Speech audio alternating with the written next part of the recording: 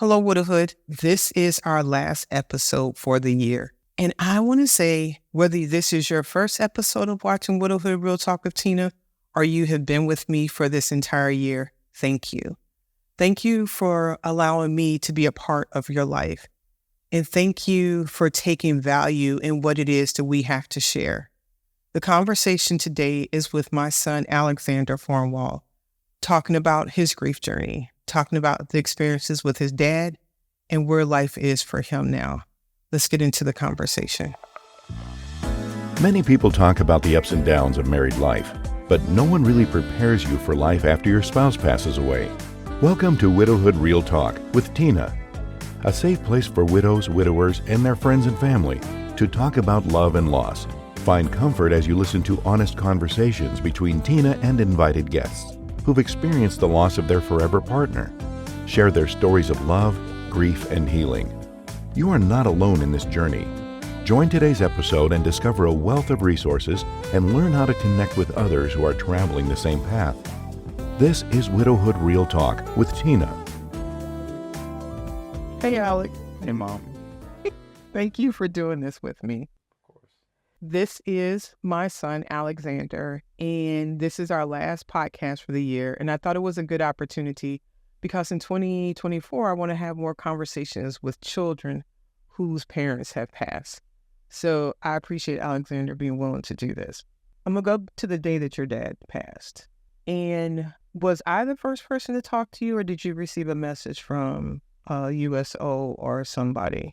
I'm trying to remember, at least after he had passed away or beforehand. Beforehand. Red Cross, I should say, not USO. I think Miss Bloom was the first one Really? that called me or something.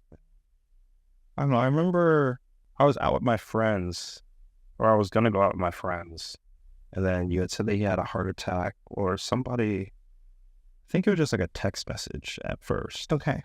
It was between you, me, and Catherine. It was just your dad had a heart attack or something, or I think I might have called you and I was I was going to go out with my friends. Should I still go out or whatever? And then, I don't know, I somehow got on the phone with Miss Bloom. I feel like she was the first point of contact. I don't know. I can't remember exactly who I was talking to at the time, but I think it was Miss Bloom. And what were you doing in your life at that point in time? When he passed away. Right. Well, I was in the Navy, and at the time I was in A school, which is the school that you go to before you get your actual job, where they teach you how to do your real job. Okay. And Where were you stationed? I was in Pensacola, Florida, and that day me and my friends had planned to go out to see a movie and then go to the steak Brazilian steakhouse. Oh, your dad, that's something your dad would like, Brazilian steakhouse. Yeah, and that's where I was when I got the call. Do you remember the day before your dad, when I was sending you pictures, your dad wasn't feeling well and he was having gas, and I sent you and your sister a picture, one picture we were in a restaurant eating, and then the next, you remember that picture? Yeah, I remember that picture. And then I sent you a picture of your dad sleeping, sitting up in a chair because he was saying that he had gas and my hair is popping for some reason. And he wouldn't lay down in the bed. Do you remember that picture? Not specifically, no. Okay, but the Chinese food you remember. I think I do, yeah. Okay. So do you recall the conversation with Miss Bloom? It was something along the lines of or I was in my dorm room and I was contemplating if I still wanted to go out or not, because it was you guys told me that he had a heart attack and that he was in the hospital, but things are still happening, and everyone's oh, should be fine, he'll be okay, don't worry about it, just go out, have fun with your friends. And I was okay, I guess I'll just go have fun with my friends. And so I just that's basically what we were talking about. It was just he'll be okay, just go ahead and go out. So I did. Okay. That was a conversation with Miss Bloom. And who is Miss Bloom to you? Miss Bloom is the first lady of our pastor's wife of the church that we went to growing up, the church that I went to for I'd say my entire life that I can remember, growing up until I left high school. She's a pastor's wife, and my mom was a part of the leadership at the church, so we just had a very close relationship. She was also the disciplinarian at the school. Private school. At the school that I went to as well, still 4th grade. Yeah, she was sweet on you. She may have been a disciplinary about Not much of a disciplinary to me. for you. Yeah, Let's be clear about that part. Yeah. That's why. So you had the conversation with Miss Bull about just going out and just keep going that your dad's going to be fine. Yeah. What do you recall the next conversation after that you had with anybody? As far as I can remember, I'm pretty sure it was you Okay. that called me. I think, pretty sure. We were at the steakhouse, and I was just sitting there eating dinner with my friends, and then I got the call that like he had passed away. Like it was final, and like, yeah, I was just eating dinner with my friends at the steakhouse. And what happened after that call? What do you call? Do you mean I just went outside and started crying. Okay. Just like sat on the sidewalk and started losing it, I guess. Right. Yeah. Had you ever lost it like that before? That level of emotion, I think, was only like when Tabby had cheated on me. Okay. But yeah, besides that, like I don't think I really had that much emotion over anything really. Okay. What happened? So you leave the restaurant. You're on the sidewalk in front of the restaurant, just losing it all. What happens after that? I think my friends came out to check on me because I had to come back in for a while because I just like said I was going out for a call. And then, time had went by and I hadn't came back. So they came out to check on me. I told them what happened. And at most things is like all like a blur after like that point. Like I don't really I remember getting in like the cab going back to base and like getting to my room and just like, I don't know, just like losing it more, just like punching walls and throwing things around and just being mad. My roommate came and like annoyed me or something, and I just like blew up on him and like told him to get out the room, and he did. He just left. Okay. But yeah. What do you remember what after that? I think I was just mad until I finally like fell asleep. I remember like it's sometime between me going to sleep and like getting home. We had like made the plans for me to like go back home.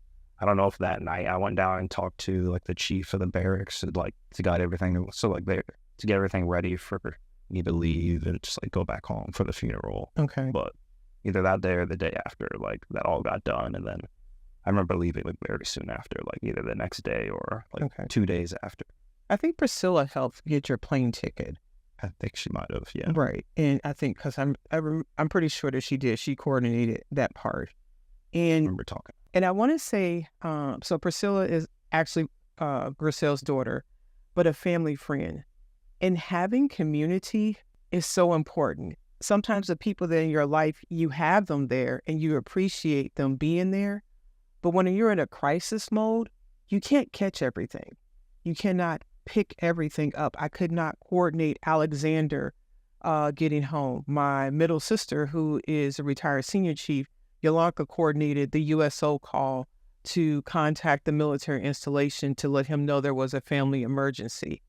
If you have trusted family members that can take some of that weight off for you and leverage that, it is important because you, like Alexander said, it's just a fog. You're so devastated. The emotions are raw and you're trying to put together what has taken place and what that looks like. And so thank you for recounting that. Do you recall coming home or what happened when you got there? Not specifically. Okay. I got off the airplane. Do you remember who picked you up? Priscilla and I think my girlfriend at the time. Okay. Yeah. So let me ask you this. Yeah. The circumstances around this time are foggy. Mm-hmm. Are there other things in your life that happened that are this foggy, or do you think that's entrapped around the grief? In my adult life, not really, no. I can remember just about anything that I want to, I guess. But earlier, childhood, yeah, things are foggy from that. But no, in my adult life, I can recount basically anything, really. And how old were you when your dad passed? 18. Okay, so that's part of your adult life. Yeah. And I want to share that because Alexander does have a really good memory. There are things that he can remember, a lot of stuff that he tells me about. And a lot of times we talk about how that first year was a fog or different things that happened. As he's trying to recount something that was a pivotal part of his life, that grief fog has impacted your ability to really just recall all of that. Okay. And I wanted to share that because I know you have a good memory and you recall a lot of things, but they may feel, well, who knows if you recall, but this is unique to this situation. Yeah, more so, definitely. Okay. Do you recall anything dealing with your friends during that time, or them coming over to the house, or the wolf pack, is it called? Oh, what do you call yourself? We don't have a name. Oh, I thought, no, okay. I thought y'all called yourself that. We went to Great Wolf one time, and you just started calling us the Wolf Pack. Really? And You just let go? I mean, yeah, why? Do they know I call them that? I don't think so. They may know now. So who's the wolf pack? The Wolf Pack was, well, I mean, I haven't really hung out with any of these guys in a while because I don't live in the same state as them, but I mean, we still talk and stuff. I mean, the Wolf Pack that she's mentioning is my friend Tristan, Johnny, and Gabe. Mm-hmm. I mean, there's a lot of other people who could also be Wolf Pack material. But those are some of your closest friends when you were in high school? Yeah. Okay. And so do you recall any involvement with them during that time? Don't think any of them like came over to the house or anything like that. Okay. I did. I don't remember, but I mean, I definitely asked a few of them to go to the funeral. Like, I mean, my closer friends, and like they did show up, but I remember a couple of my friends really like they couldn't like, I guess, like handle the situation. I mean, like they grew up with me knowing my dad's summer soccer or seeing his soccer games, and so like I remember my one friend Zach, like he showed up to the funeral, but like he just really couldn't stay. Like he said hi to me and stuff, and like said that he was there for me, but he told me that they were gonna leave because it was just too much for him. So not particular Zach, but what were your thoughts when people were saying that they could or could not come because it was too much for them? I mean, at the time, I didn't care. Yeah, no, none of that. I mean, like it meant enough that they had showed up. That was really all that mattered. Like they were there.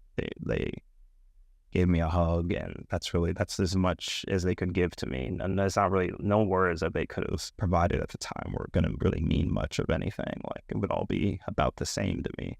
Okay. But just them being there for 5 seconds was more than enough. Okay. And I wanted to talk about that, and thank you, Alex, because what I hear you saying is you accepted what your friends to give in that moment. Yeah. Because a lot of times in people dealing with grief, they really get hung up on what people didn't do. They get hung up on having this expectation that this person should have did this and they didn't do that. What about you that made you not want to get hung up on what they couldn't do and you focused on what they could do?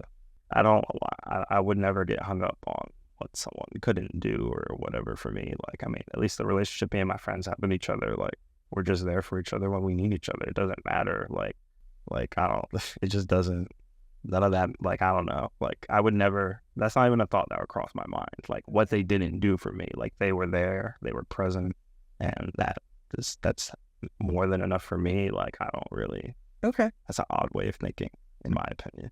But I could, for them to be thinking the other way? Yes, exactly. I mean, it's like, I don't know. Like, I mean, like, it makes sense because you're in grief, you're in mourning, like, for you to project other things. But I don't know. Like, I'm just happy that they were there. Okay. No, I think that's something that somebody can leverage. That grief is exhausting. You're being pulled in a lot of different directions. And if you're able to focus on what people can do, then it probably would serve you better than being wrapped up in what they couldn't do. Because like you said, the relationship existed before your dad died. You knew that the death of your dad impacted them, and you had to accept what they could bring, and you knew what place they were coming to from you and based on that relationship. It might be more so like, I guess me, everybody deals with grief differently, as you say, but like, I don't want a bunch of people smothering me at that time, like that place and time. Like, if 5 of my friends would have like all been around me for an hour plus, I probably would tell them to go home, because like, it's not like I wouldn't like have like much to talk about or stuff at the time. Like, I was like in fog shut down mode. Like, them just showing their presence was like enough for like see a face that I know, like, that it just makes me happy, and then that's all I needed. Like, okay. Let me skip back. Let me roll back a little bit before your dad's funeral. So you come home from the military, and I'm going to share something I remember when we were going to the funeral home to make plans for your dad. And I want to say, up until that point, it's like I knew your dad had died, and I knew that was your dad. Up until this moment, it was really about my husband had passed. It was about this man that I had spent 32 years with. We were getting ready to leave the house. Uncle Jesse was driving. We were going to the funeral home, and you walked into the bedroom, and you said, "Mom, can I have Dad's watch?" Do you remember that? I do. And in that moment, I was like, his dad has died. Like, another level of that reality of what that meant. And I was like, I think I said something about don't lose a break or do something, but I was like, yeah, you can wear your dad's watch. And after that, I started thinking everything that I'm doing, I have to let these adult children of mine be part of this process. You asking me to wear your dad's watch made me realize as we were going to the funeral home that up until now, every decision that I had been making had been your dad and I. We worked as a unit. And now I needed to allow our children to show up and to be part of a decision-making process that was impacting us all. You may have never realized that asking me for the watch made that much of an impact on me. I don't know if I ever shared that with you. Not specific. So what did you think about putting on your dad's watch? What did that mean to you? Just like, I don't know a word to describe it. I don't know, just like a sense of like feeling closer to him, or like, I'm not really sure. I don't know. Just feels good. Okay. Just feels like warm, I guess, right? Like just like it, I don't know. Like it should be mine now, or I'm Okay. not sure. Like, you know, I don't know. Do you remember being at the funeral home and making plans for your dad's funeral? I remember being at the funeral home. Okay. I don't remember plans. Okay. I know that, yeah, no, I mean, I don't remember any specific plans other than like I know Dad wanted to be cremated. If I recall correctly, Catherine was responsible for purchasing and designing your dad's urn. And I thought you were responsible for the spray that went on the flower arrangement that went on top of his casket. Oh, I'm pretty sure that I gave that piece to you when we were at the funeral home, and you worked with the funeral director to pick out something that you liked. But there's a lot of details. if I did, I have no memory. No memory of it? Yeah. Isn't it crazy to think of something like that, like you have no memory of any of that? Yeah. I mean, I never really like thought about it until now, but yeah, if I picked up the flowers, I don't remember. Okay. Do you remember anything about all the family and friends being in the house? I think I spent most of my time with my girlfriend Okay. at the time. Like, yeah, because I hadn't seen her for like months as well because I was in the Navy. Mm-hmm. But I mean, yeah, I remember everybody walking around and stuff and everybody just like being there. But How did that make you feel? I mean, it made me feel good. Like, I mean, it just seeing the support that we have and knowing that everybody's there for me. Like, Okay. So now we have your dad's funeral. What do you what I recall the most about Mark's funeral was how adamant you and Catherine were about wanting to be in the receiving line when people were coming through. Do you remember that? well, when people like talking about like where we're standing like near Dad's casket, and like Yeah. people go to see him and then they come up to us. Mm-hmm. I mean, yeah, why wouldn't we? I had no desire. You don't remember that conversation? I guess my desire to want to stand there is more so like I've been to, I mean, not a bunch of funerals, but enough funerals that I've seen that's where the family stands. So that's where we were standing. Like, it just seemed like normal. And you and Catherine were very adamant about wanting to do that, and I did not. I remember when Mark's dad died, and I remember sitting there watching his mother stand feet away from this man that she had loved her entire life, and watching all these people walk through and give their condolences. I thought it was torture to be that, watching from that perspective, sitting there and watching this woman. Most of the people, I don't even think she knew, because they may have been somebody that knew Myron, but they were giving their respects. And I remember literally telling your dad, like, I don't think I would want to do that. Like, I'm close to the body of the man I spent my life with.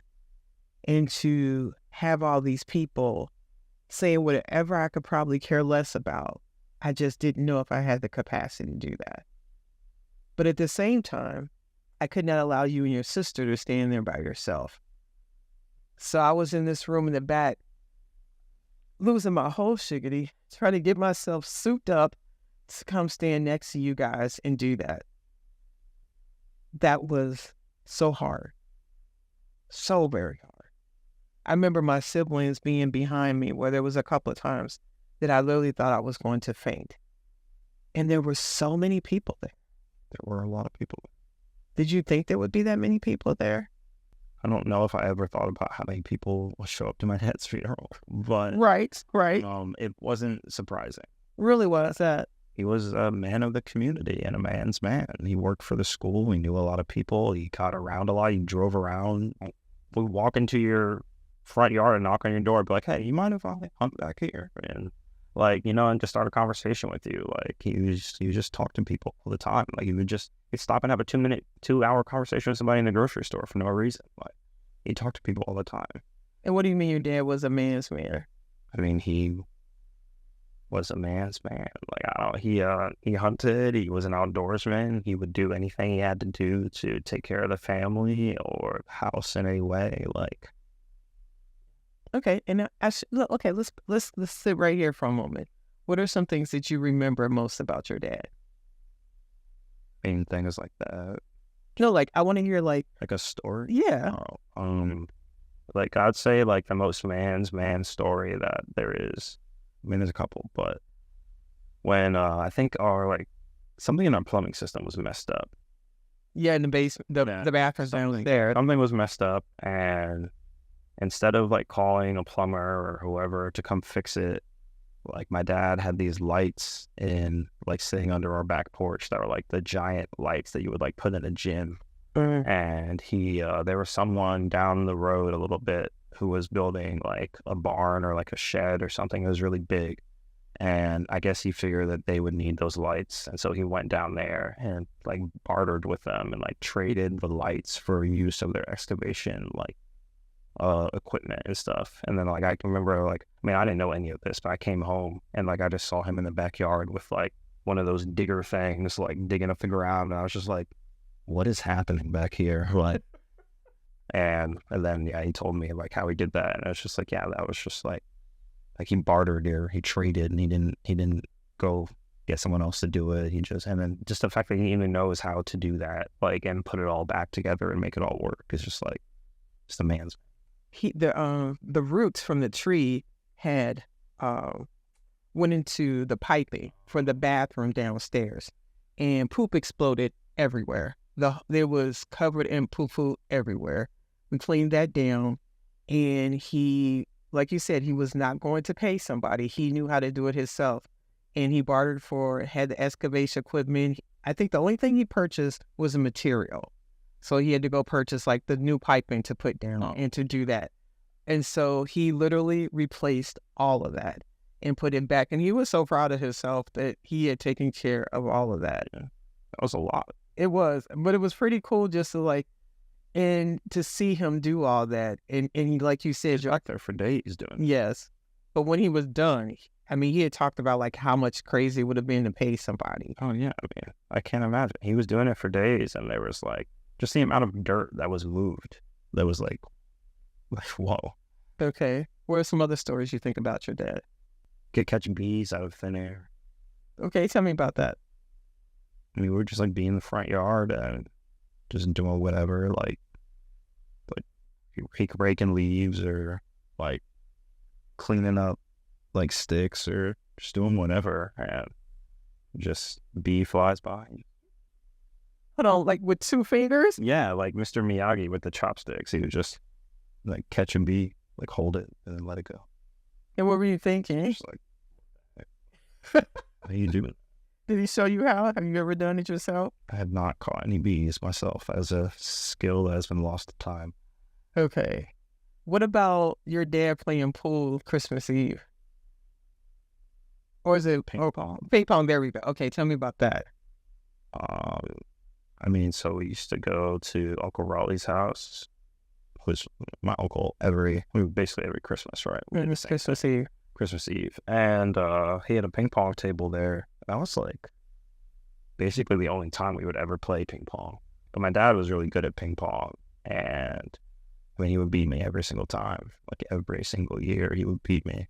I mean, he knew how to play ping pong, and I played once a year. So it's not like it was too much of a competition. But did he not beat everybody else in the whole? No, he also would beat everybody else, including me, including like my older cousin who would always be trying to beat him, and anyone else. He would never lose in ping pong. I remember I got like a decent amount of ping pong practice because I started going to this one country club with Tristan, one of the Wolfpack friends, and they had like a 4-way ping pong table there, and we would play a lot of ping pong, so I got better just like naturally playing over time. And then, I mean, the last Christmas Eve that we went to Uncle Raleigh's house, I beat him in ping pong. Like finally, yeah, I beat him. Wow. And I mean, like he was like, I could see like he wouldn't like let me win. Like he was a little upset about it. Like a little shade. Yeah, he made a little shade, but I beat him. I ran upstairs screaming and yelling and everything. And I was triumphant. Wow, that was the last Christmas. We actually won. Him and I don't know how old. You know how old I was when we went on that blue green? That was a Christmas before I left to go to Iraq. Yeah. Okay, I want to say, I can't remember, 12. Yeah, 12. Like yes. Oh, it was 12 because when I came back, we went to Hawaii. You turned 13 there. Okay. So it was 12. I was 12 years old. We were in Virginia somewhere. We were Massanutten at the ski lodge that we have a timeshare at. Ski lodge in Massanutten. And we were just like at our timeshare, and I don't know where we saw like there was an advertisement for a ping pong tournament. Yes. And it was like there was like an adult bracket and then a child bracket, and so we went to like the rec center and we applied, and I won like the first couple rounds, and my dad won all the rounds that he was in. And I remember like the kid who I was going up against in the last round, like I remember he had like the ping pong table like sat up like halfway, and he had like 2 or 3 ping pong balls, and he was like doing this and like hitting them off the wall, like back onto the table. And I was like, okay, I'm like, I don't know if like this guy's really seriously. I don't know if I'm like nice enough to beat him like that. But we went into the match, and that dude did put up a good fight, but I did end up beating him as well. And then like I remember like after my match ended, there were still like a couple of matches for the adults because they had like a bigger bracket. And then I remember I was watching my dad's match, and then he won as well, and so we both won the ping pong tournament. But the prize was like a rent a movie or something like that. Like it wasn't anything special. Well, it's just the fact that like we did that and it was fun. Oh, but when were you guys coming back? Catherine and I stayed at the resort, and you two came back with the orange ping pong ball. And there's a picture where you two took and smiling about that. Oh, is it? About the ball, and you're looking so happy and everything. Aren't we both touching it? Yeah. Yes, that picture. That is pretty cool. Any other memories that come to mind about your dad? I could go for days. Give me more. Well, this a show, an anime that I watched called Attack on Titan recently just like completely ended. Like they completely ended the series, and it's been going on for a while. But I remember like, I mean, it kind of made me sad though, because when I first started watching Attack on Titan, like I was just in the basement, just chilling, watching a show. And like right when I started the show, Dad came downstairs and he like grabbed his laundry out of the dryer and like came and just sat down next to me and was folding his laundry. And then he was like also like watching the show as well. And like usually like he doesn't actually like watch whatever I'm watching unless it's like Dragon Ball or like Naruto. He would watch those too. But basically anything else, he would just do what he was doing and then take off and go back upstairs and watch his own thing. But he stayed down there after he finished folding the clothes because he was like locked into the show with me. We watched like 3 or 5 episodes together. And I think that was like all that was out at the time. And like, this was like close to when I was like getting ready to like leave the house as well, like getting ready to go to the Navy. And so like I think I left before we were able like to watch more episodes together. But he really like enjoyed the show. And I thought that was really cool that he enjoyed it as well, because like, I mean, it's anime, and I don't know how many kids' parents watch anime with them, but I don't think it's that many. But I thought that was really cool. But it kind of saddened me recently because Attack on Titan ended and he wasn't able to see the end of it and everything. But he was able to start it, but it still just made me think about him a little bit. Thank you. What is it about you that is from your dad? Or things that you do, or the way you look at life, or the type of father you would want to be, or man you want to be? I mean, I'd say it was how I respect and treat people. Like, my dad was a very respectful, I mean, I'd say this is like old fashioned, like, like there wasn't like, he was very quiet, like more stoic. I mean, I guess I'm kind of stoic like my dad is. Like, he wouldn't really talk when there's he only really talk when there's something to say, not just like for no reason, just like talk about whatever. Like, I don't know. Yeah, my stoicism. Okay. Anything else? When you think about if you were ever a father, what are things about your dad that you thought were good that you would want to do too? I mean, everything that he did. Okay. Besides like a couple things, but yeah, I mean, he was a great dad. He provided for us in every way that you could think of. I mean, he was there for every soccer game and anything that we were ever out to. He taught me how to take care of myself if there was no civilization, how to hunt and gather and survive in like the woods. Mm-hmm. I mean, yeah, he was. And also handy things like at the rental property or learning how to do. Remember when you say you didn't, but then when I had you change the doorknob and do some other things, you knew. Yeah, but there was like a lot of stuff he like actually wanted to show me that I just do not know how to do at all. Okay. For the most part. But I'm like, been changing a doorknob, Mom. There are some people that don't know how to do that. Okay, just hunting, changing a car tire, different stuff. Those are things that your dad took time to show you and make sure that you were capable. He was there emotionally, and he was there like physically as well. He taught me how to do things, and he also, I mean, taught me how to be a man as well. Like, that's a lot. Yeah, that is good. Thank you. I'm glad we got to circle back to that. I started jumping right into something else, and I wanted to actually have that conversation. So we are standing there. Tell me, what do you remember about the funeral? Do you remember standing there as people were greeting us? I remember it now that you told me. Oh, really? Beforehand, I wouldn't have been able to draw that up from my memory. Okay. I don't really remember much from that funeral other than, I mean, I remember obviously being there. Like, do you remember saying something at your dad's funeral? I know I did. I mean, it was something along the lines of what I kind of just said now. Like, I was just like happy that he taught me everything I need to know, like as a man and stuff. I don't really remember everything that I said. Also, I wouldn't have remembered that I even said anything if you wouldn't have said that right now, because I'm trying to like think of things. Okay. I really did. I mean, I remember being there. I really just remember, like, when I think back on Dad's funeral, I just think of seeing him in the casket and like just like how like kind of shocking it was. What do you mean? So, I mean, just like how he looked. Like, Cole, you did not go the night before to the private viewing. I guess not. So the night before, there was a private viewing, and you and your sister opted not to go. And that's a really good thing to mention. So the night before the funeral home gave me an option to have a private viewing between friends, family, whoever wanted to attend. And the comment that you make about it being shocking, I did not want to see him for the first time in the masses of people. And I am so very glad that I took that opportunity to see him privately before doing it at the day of the service. And I remember looking at your dad. And up until then, I don't think I ever touched a dead person. But I remember rubbing his head and just how cold it was. And there was no blood. And it was like, because, there's nothing, it was just flat on his skull. And I was thinking, he is really gone. He is no longer here. And looking without the blood in your body and everything else, you're just looking so dead, I guess, is the word. Yeah. and just lifeless and almost like a mannequin. It was like, this is really my husband in this box.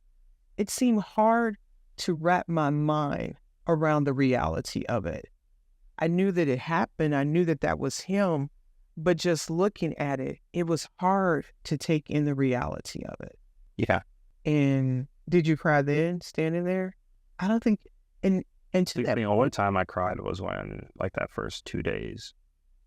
in Florida. Well, that was after, like, that thing with Tabby. Okay. No, you were saying that when you found out Oh, that yeah, it was, like, the first 2 days. when you were there. Yeah, like, after I'd found out, but just kind of mad, I guess, after that.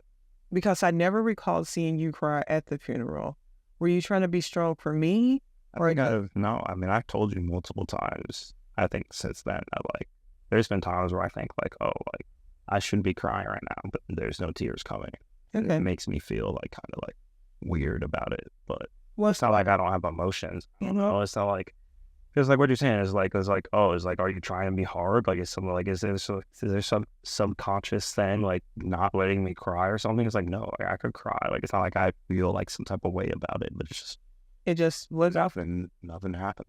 And that's fair. I think that's good to mention because people do a role play in their head about how they did or did not respond to something.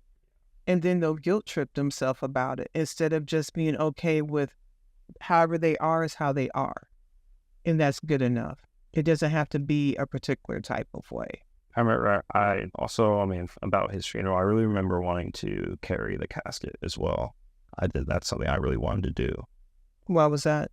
Just because that's, like, I don't know, like, symbolically being there to, like, send him off. Like, because I knew, like, after he left there, he was going to go to get cremated. So I just, like, wanted to be there to, like, carry him to his, like, final destination. How did that feel doing that? I don't know, just right. Okay. Do you remember folding the flag with your cousin? Now I do. Okay. So, Alexander was in the Navy, has a cousin, Mitch, that was, I'm not sure if he's still in the Army or not, but I think he is. but the two of you took the responsibility and took his flag off of the casket, and then you folded it. I think Auntie Venus helped direct you guys, or maybe somebody from the funeral home to do that. That was very hard to watch. It gave me a lot of pride as your mom, but it was also another sense of the reality of what was happening and what was taking place. But in my mind, I could think like Mark would be very proud of his son standing there strong. Not because you weren't crying, but just your strength in standing there and doing that and taking that responsibility on. Were you there when your dad got cremated when we went there for that, or did you have to go back? Pretty sure I was there for that. Yeah. Okay. I remember standing there, all of us, like, I don't know if it's not like that we, like, saw him go in there. Mm-hmm. We did. Yeah, they took him from the hearse, and then they put it into the burner or whatever. But it was, like, in a box. Oh no, it wasn't like we physically. Yeah, that's what I'm saying. No, he was still in the casket. Yeah, I'm saying Yeah. he was in the casket, and they, like, rolled him in there. Yes. Yeah, And- I remember that. Okay. And then we went, I think, to get something to eat, and then I think you left the next day after that to return to the military. Do you recall what that was like going back and the reality of that? That was a time. I don't, I remember there was, like, a ton, well, I remember having, like, just feeling, like, a lot of pressure because I was, like, close towards the end of my schooling. Like, I had been there, like, my schooling was, like, a 9-month, like, or more long process, and I was, like, 7 months or, like, more into it. As, like, I was just, like, I didn't want to be on that base anymore. I was, like, tired of being there, and I wanted to just, like, get out into the actual fleet. Mm-hmm. And so, like, I remember they had asked me, like, oh, are you okay, or, like, this, that, or the other, and I was like, yeah, like, I'm fine, or whatever, like, which is, like, crazy to me. But now I think about it, like, am I okay? Obviously not. Like, my dad just passed away. I'm 18 years old. Like, you shouldn't be taking what I'm saying at face value, but... Okay, so let's pause right there. You get a few days to go home and bury your dad, and then we have to go right back to lifing. Yeah, As you look at it now and reflect on that, knowing what you know now, would you have said something different? definitely. What would you have said differently? That I'm not okay. And so if somebody's in a situation like that, what would you recommend to them? Just be true to yourself. Like, I mean, like, you know how you are on an everyday basis. If somebody passes away like that, you know you're not that way anymore. Okay. So, like, seek help, like, and whatever that means. Like, it doesn't have to be a therapist or Or it could be. anybody, or it could be, but, like, just whoever you feel like can be there for you. It doesn't, like that was saying, it doesn't have to be a therapist. It could be a therapist, but just anyone really to talk to, like, it's more than enough in my opinion. Like, I didn't really, like, it's not like I was expressing my emotions much at the time. Like, I really was just kind of like Shutting down. being hard, like, just like, yeah, just like getting on with it. Like, and then I just went straight back to the military, and it's just like, yeah, and just keep going with school, and then I can get out there. And then, like, I don't know, I figured, like, once I was, like, off that base, it'd be like a new start and stuff. So I wouldn't, like, have to, like, think about things as much. Like, I'd be busy doing things that, like learning and being in the fleet. So life goes on. Years have passed since your dad passed in 2017. How has life been different for you in that aspect of growing up? I don't really, like, it's very hard to answer, because if I had had my dad in my life from, like, when I was 18 to 21, then I would know what it was like to have a dad during my adult experience. Okay. But, like, life changed as it changed. I mean, I turned 18, I just joined the Navy, and my dad passed away. So I just had to find a new normal. I didn't really know. I didn't have much of an adult relationship with my father, because I just turned 18. Like, we have an adult relationship now because we were able to build it. But Okay. at the time, it was just like, I left high school and I was just getting off out on my own, and then my dad passed away. So, like, I don't know what adult life is like with Okay. my dad. That's fair. It was like a point of time happened, and then you had a comparison for it. No, it was like, I mean, I grew up with my father and then went off to be an adult, and then he passed away. Okay. So I was like, I mean, I know what life was like in high school and stuff, but, like, as an adult, No, that's fair. That's fair. How has it been dealing with your dad's death for you? it comes in waves, I would say. What does that would look like? Like, I guess, like, the grief, or just, like, thinking about it, like, just, like, random things. Like, but it's like, I mean, like, For instance, I just, like, when you say dealing with it, it's like, I don't know, it's like you find your new normal. It's like, obviously, like, I'm still here. Like, I didn't just, like, give up. Like, so, like, But no. Okay, you say it comes in wave. What does a wave look like? a wave looks like I turn on the new episode of Attack on Titan for the day, and I'm watching it, and I just think, like, halfway through the episode, I'm just like, oh, Dad was supposed to finish this with me. And it's not like I, like, break down and start crying or whatever, but it's just, like, I don't know, just, like, thinking about him and just, like, remembering him. I just, like, I don't know, it's like I guess a solemn attitude that I might have for longer that day than I did before. Like, that's what, like, a wave would be.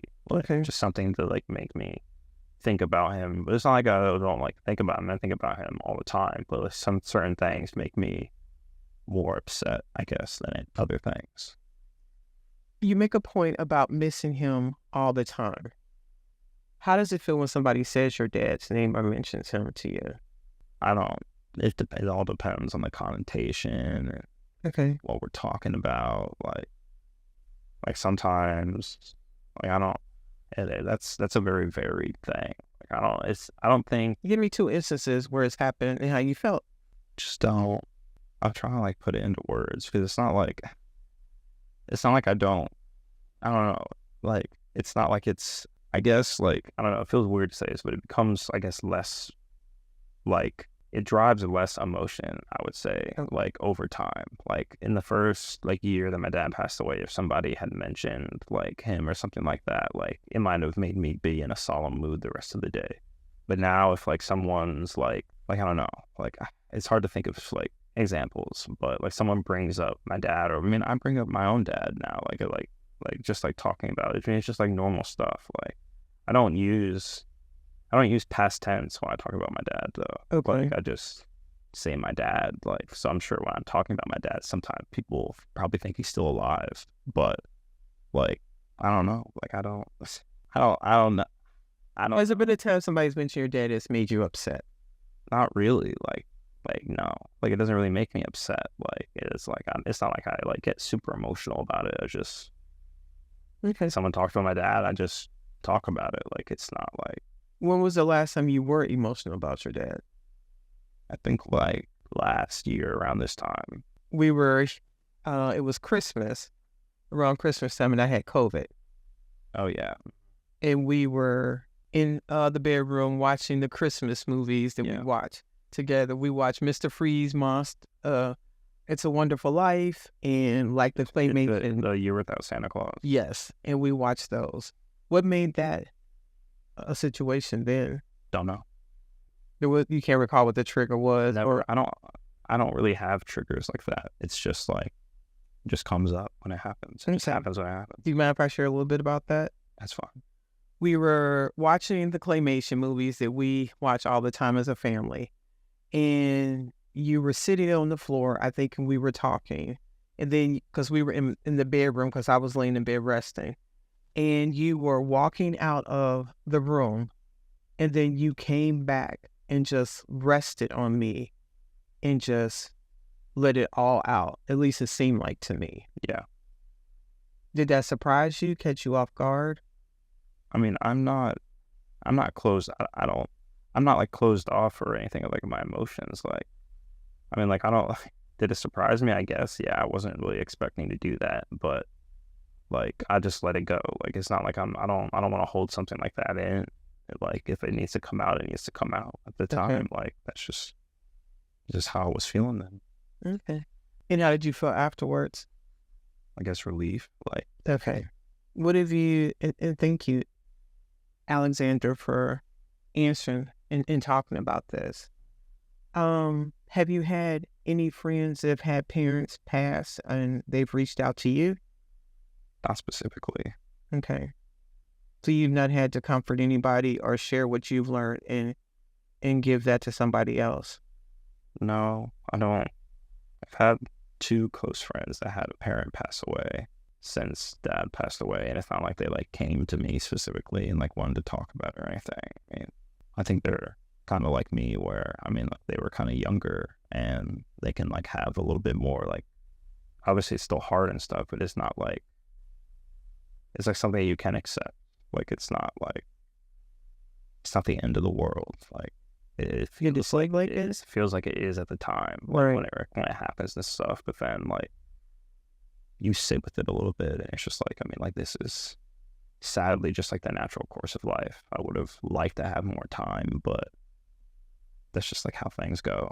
At least how things are supposed to go. It's the world we live in. Death is part of it. Yeah. How has it been?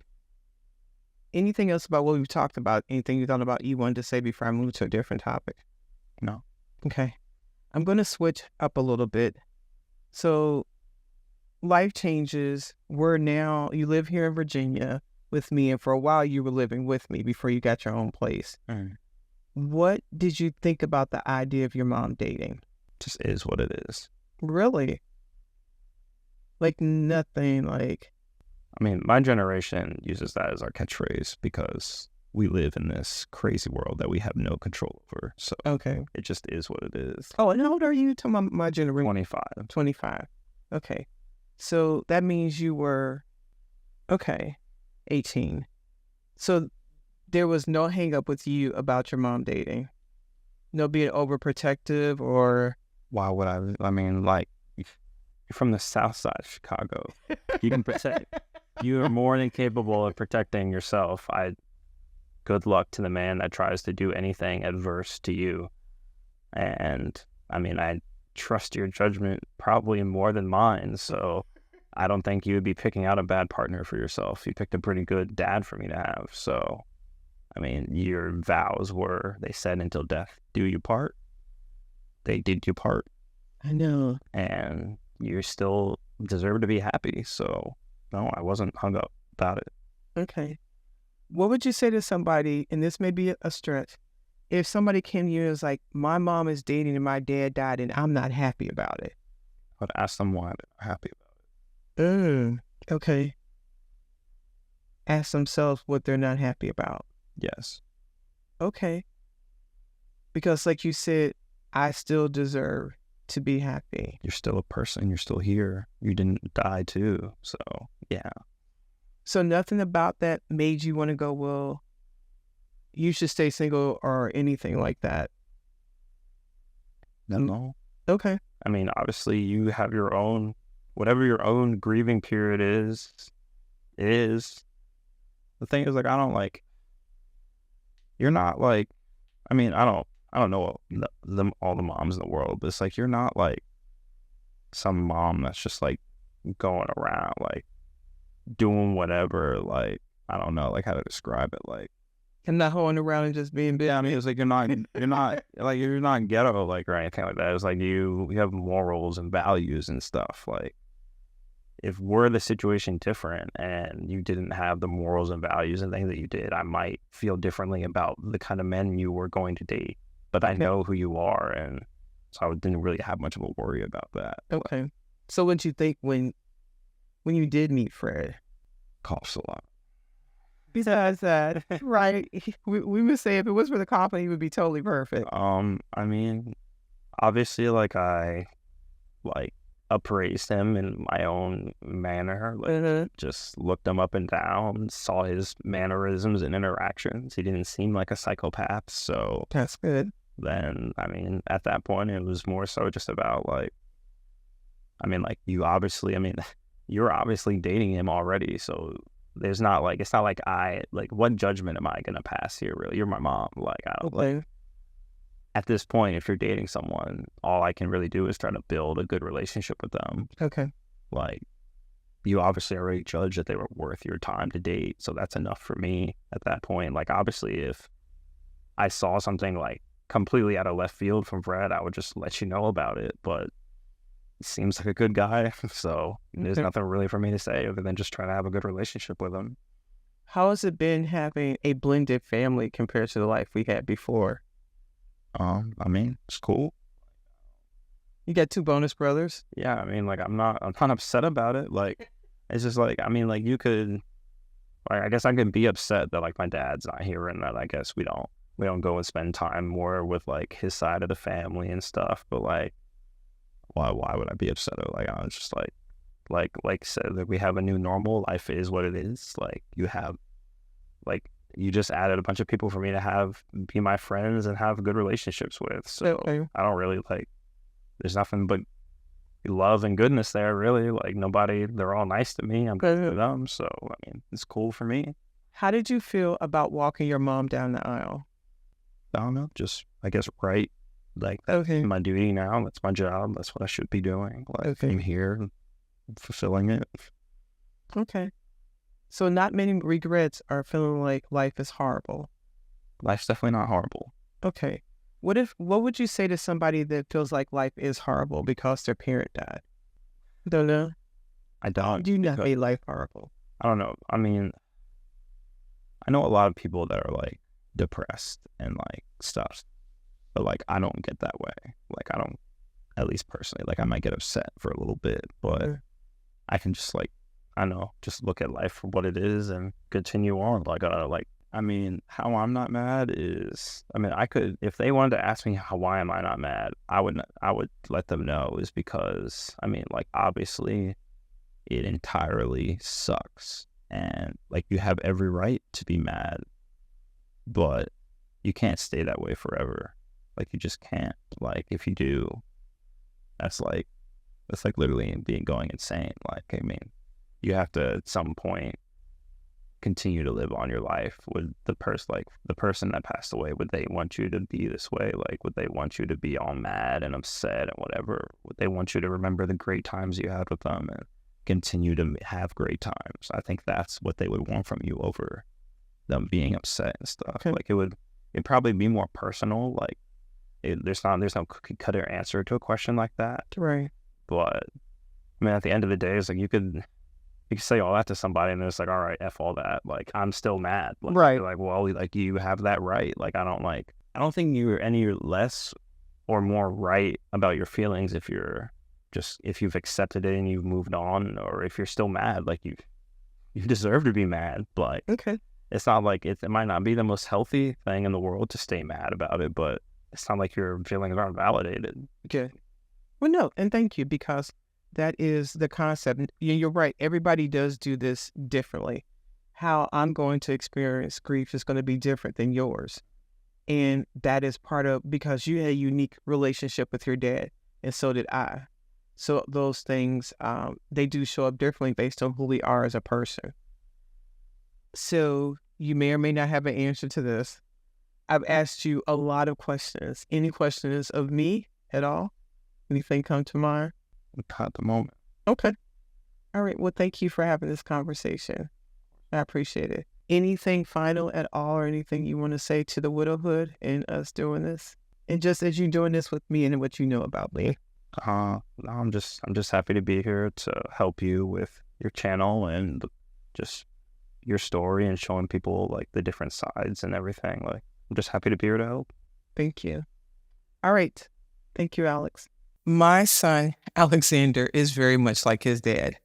Not a lot of words, but when he has something to say, he will say it. I thought it would be good to be able to hear from his perspective. And in 2024, my intention is to have conversations with other people who have lost their parents, because widowhood is that entire community. And my goal is also to make part of that conversation a discussion with my daughter from her perspective. Thank you again for allowing me to be with you this year, and I look forward to talking more with you in 2024. If you have any topics that you would like for us to cover, please email me at widowhoodrealtalk@gmail.com. Please visit our website. We are having events throughout the year, and I would like to hear from you. Talk to you later. Bye. Thank you for spending another episode with Widowhood Real Talk. If you found the contents of today helpful, share the episode to anyone you know who may need it. Subscribe to the show and tune into Widowhood Real Talk each week. Then visit widowhood-realtalkwithtina.org to join the community and access additional resources. Remember, you are not alone in this journey.